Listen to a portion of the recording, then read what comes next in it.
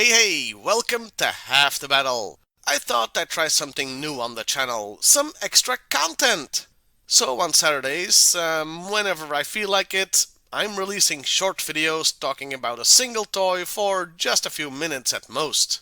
And we're starting things off with a look at a Transformers Generation 1 Warpath. This toy was released in 1985 with all original parts, and it's one I had as a kid.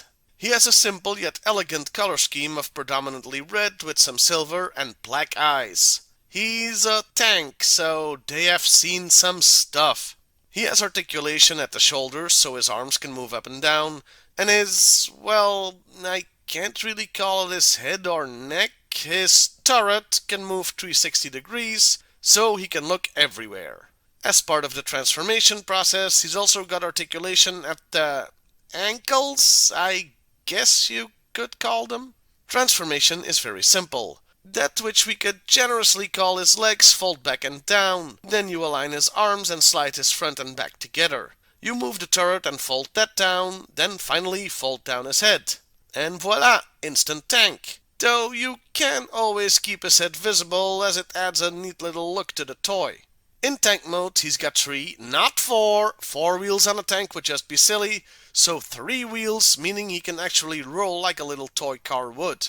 To transform him back, you just do everything I've said, only in reverse. It's not exactly rocket science. Hell, he doesn't even come with rockets, or any accessories at all, really. The thing that makes him unique looking is that he doesn't have feet. He's barely got legs, so he just sort of rolls around on part of his threads. I kinda dig it. Overall, it's a very neat little toy that looks good in any collection, and you can still find it cheap enough online, so what's stopping you? And that was Warpath, the toy anyway. For these short videos, I'm not gonna go into the character. If you're really curious, there's an entry about the guy on the Transformers wiki that's the length of War and Peace. Or Warpath and Peace, I suppose. So you can go and read that. Or don't, I'm not your real dad, I don't care. Well, that was the first Saturday Shorty. Let me know what you think in the comments below, and if you want to see more of this sort of thing.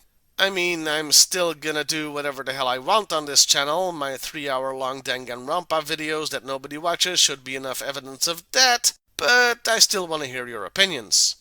Well, I'll see you next time, everybody, and hey, why not like, share, and subscribe if that's your thing.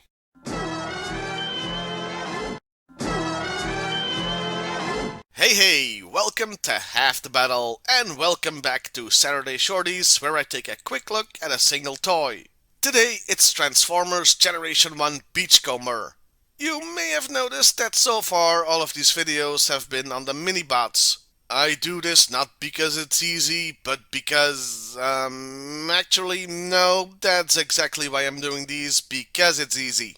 Anyway, meet Beachcomber. This toy was released in 1985 with all original parts.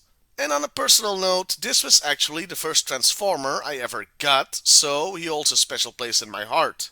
But it's not the first transforming robot I ever got. That honor goes to a small police car from the GoBots line. But we're not here to talk about that, not today anyway. But since my Twitter followers chose violence, we'll be seeing him soon.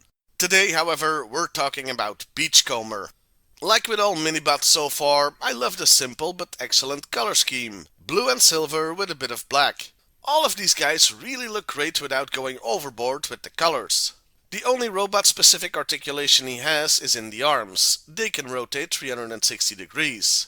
Other movement is thanks to the way his transformation works. He can bend at the knee 180 degrees, and he can bow his head to look down or be sad, I guess. His facial expression does make him look a little bummed out. Transformation, once again, does not require a degree from MIT. You press the arms a little into the torso, fold the legs 180 degrees, and fold his head into the body. Add sand, and there you have it, an instant dune buggy. This does mean that to complete the vehicle mode, you have to shove his head up his own ass. Maybe that's why he looks sad. But I'm sure no kid ever had that thought when playing with the toy. No, sir. The transforming him back running gag is getting old, so just watch the video backwards.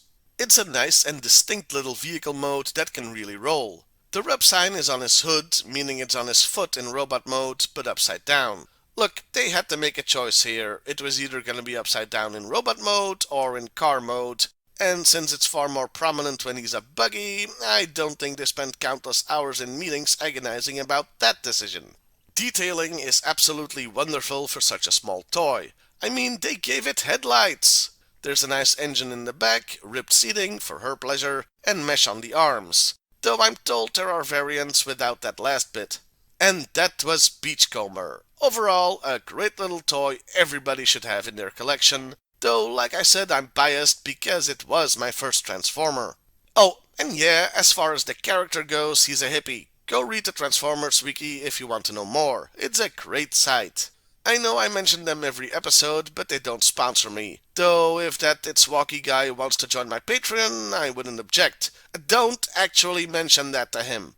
Oh, and lastly, quick reminder, because my Twitter followers are evil, next time it's GoBots! A little blue dune bugger in my hand.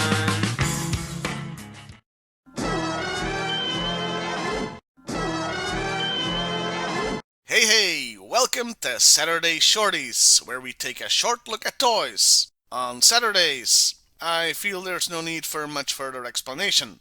Today, we're taking a look at another Transformers G1 Minibot because I love those things, and really, who doesn't? So meet Power Glide. This figure was released in 1985 with all original parts. He's mostly red with some grey, most notably his face, which also has those black eyes. Those cold black eyes. Who could ever love someone with eyes like that? The answer may surprise you. Kidding aside, he does have a stern look to him, doesn't he?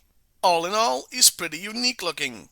All of his articulation is to help him transform, which is awesome when it comes to his arms. They can rotate 360 degrees, and there are 2 hinges for maximum movement. He can salute, sorta dab, and harumph, among other things.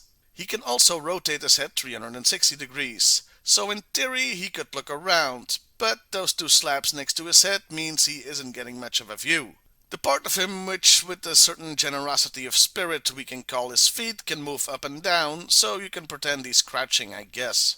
Transformation has quite a few steps, but is simple. You fold up the arms and turn them, fold down the wings and turn those. Then take a moment to appreciate how silly he looks mid-transformation. Yes, this is required. Then you turn the head 180 degrees and push in the feet. And there you have a plane.